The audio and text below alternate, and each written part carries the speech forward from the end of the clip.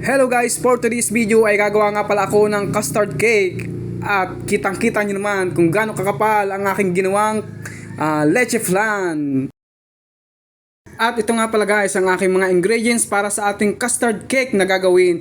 Kaya ano pang hinihintay natin? Tara guys, simulan na natin ang paggawa ng custard cake. At syempre, ang unahin kong gagawin ay arnibal para sa ating leche flan. Halu-haluin, paikot-ikutin, katulad ng pagpapaikot ng girlfriend mo sa'yo. Ayan o, joke lang. Lalagyan din natin yan ng kaunting tubig. At ito na nga guys, kumulo lang ating ginagawang arnibal. Atin muling paikot-ikutin katulad ng pagpapaikot ng taong mahal mo sa'yo. Hoy, gumising ka na sa katotohanan. At ito na nga guys, tapos ko nang lutuin ang arnibal para sa ating leche flan. Ang sunod naman pong gagawin ay ang pagbabati ng itlog na puti. Ops, lilinawin ko lang po, itlog po ng manok ang aking gagawin, hindi itlog ko. Joke lang. Bali, hiniwalay ko na nga pala dyan guys ang itlog na dilaw at ang puti niya. Akin po munang babati-batihin para tumigas. Bali guys, ito nga pala yung dilaw ng ating itlog na inihiwalay sa puti. Ayan.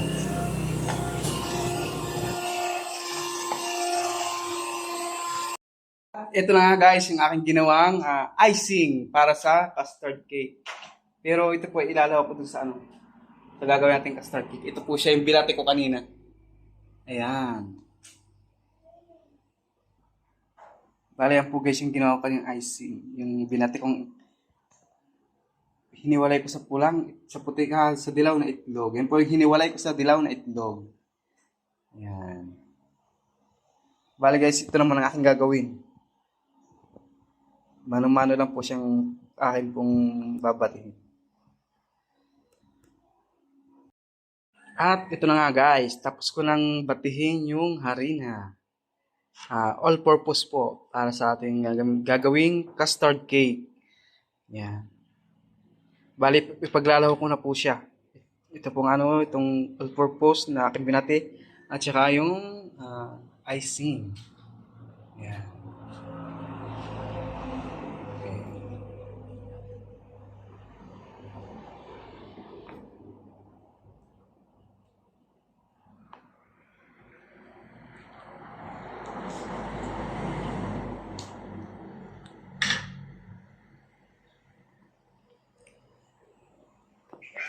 Kita. Sabi ko ito.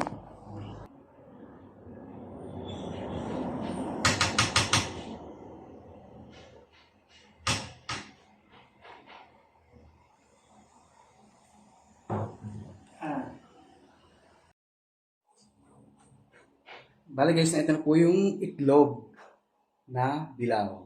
Akin na po i-mix nito. At lalawakan ko ng durin.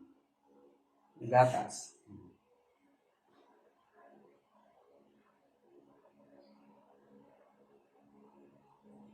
Sarap.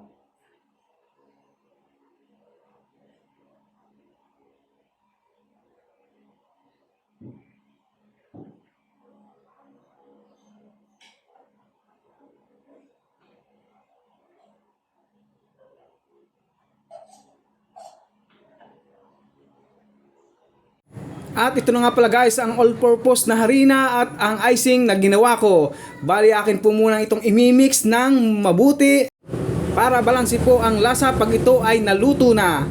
Para masarap sa ating panlasa, hindi matabang, hindi matamis, sakto lang. Kaya po kailangan nating haluin ng mabuti, paikot-ikutin. At ito na guys, makalipas ang 1 oras sa sobrang tagal ng paghihintay ay sa wakas natapos din ang aking custard cake. At tingnan nyo guys ang leche flan sa ibabaw ng aking custard cake. Wow, ang bango-bango. At ang kapal-kapal. Nakakapaglaway. Ang sarap kagatin.